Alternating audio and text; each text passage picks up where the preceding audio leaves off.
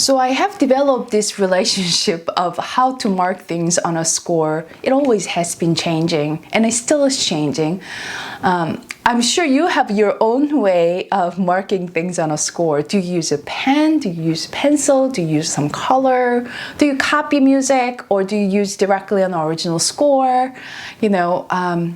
So today in this video, I want to share how I use especially some of the highlighter tape or some of stickers or some post-it tapes to practice more efficiently, and maybe that's kind of give you some idea to mark on your score. I remember most of my teachers use pencil. One particular teacher had a specific kind of pencil she likes to use, and she had a very specific kind of way of sharpening the pencil, and she used a whole bunch on the piano. I have very vivid memory of that. Maybe you can relate to this. I'm very hesitant to mark things on the original score. Especially something like very expensive, valuable Henley edition Beethoven sonata or something like that. And directly marking on the score really feels like a crime. So certain music, I definitely make a copy and making markings and things like that. But at the same time, I have this Beethoven edition book that I used to use when I was young. And when I look at it, there's markings all over, but it's just so helpful, and actually it kind of brings me a nice memory. I don't really go back and looking at that particular marking for my own study right now, but certain music definitely I do, certain fingerings and certain way of things that I tend to miss or articulation. So this is just a totally valuable data, and I'm so glad I kept the original scores that I used to use when I was young. I'm so glad my teachers actually marking things on the score as well. So from that experience, I like to mark a little bit more on a score for my students. That's not for the library uses and has to be all clean. It is for their uses right now. So I'm very mindful about how to mark on their scores. I'm not as afraid of making a marking the way I used to be. So today I'm going to share one of the things that I use for marking on a score. So stay tuned. Welcome to my channel. I'm classical pianist Jeeyoon Kim. I strive to be that bridge person between you and classical music so you are more inspired and step closer to the beauty of classical music. I want to share how I use those tapes on the score, but before I get started on that, I wanted to share nowadays how I mark things on a score. Use iPad and things like that. That's no problem, but I still like to have actual score, physical score as learning process. So now I do is I copy my own music and making like a book.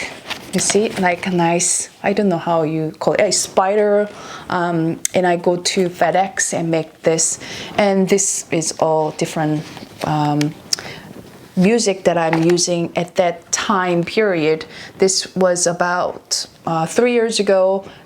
I think it's 2016. I was using this book mostly for that 6 months time, and and then I made a marking very freely on this marked score. So for example, if I'm going to go back to this particular music that I wanted to relearn, I can go directly to this score and find out what kind of markings and what kind of fingering that I decided, which is one of the most important information that I want to go back to. So how I use it. If I don't do this extensive kind of binding kind of things, I still do binder and use that kind of music, but I do by period, like this 2020 from January to June, or 2020 period, all the music that I'm learning, this is in one file or something. So it's easier because I can always remember, oh yeah, at the time I was playing the particular piece with that particular program. So I dig in a lot of the old scores that way.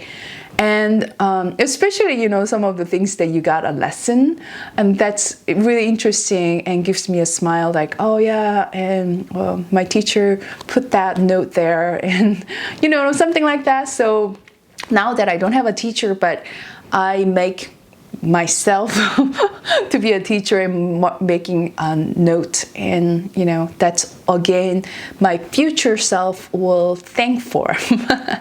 So I'm curious how you categorize your music. Do you mark on the original score?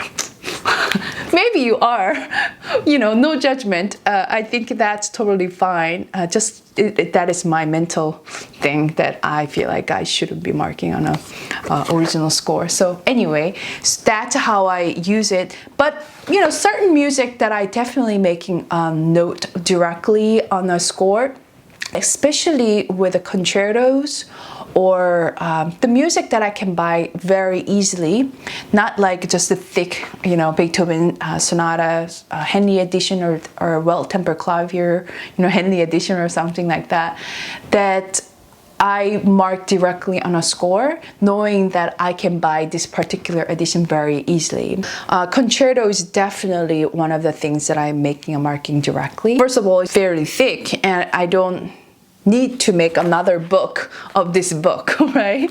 So I make it directly markings on it, and if I really wanted to, I can buy another edition like this later in the future if I want to start clean. That I use this kind of highlighting tapes and or just the post-it tapes or some of the stickers to use on my score for the structural point. For example, on this concerto, which is like, how many pages? Like 50 pages. So for example, on the third movement, it's rondo. So any point A or A, B, A, C, A, for example, and then each structure point that I put this kind of marking, and put a similar kind of marking there.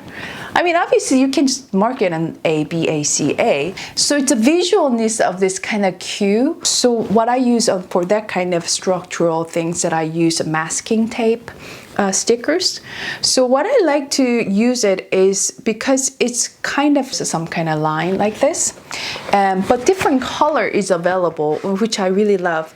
So I use A for, red circle, and then I use blue circle for later different C section or something. Help for me to memorize, and when I play certain sections, the stickers actually comes with my memory.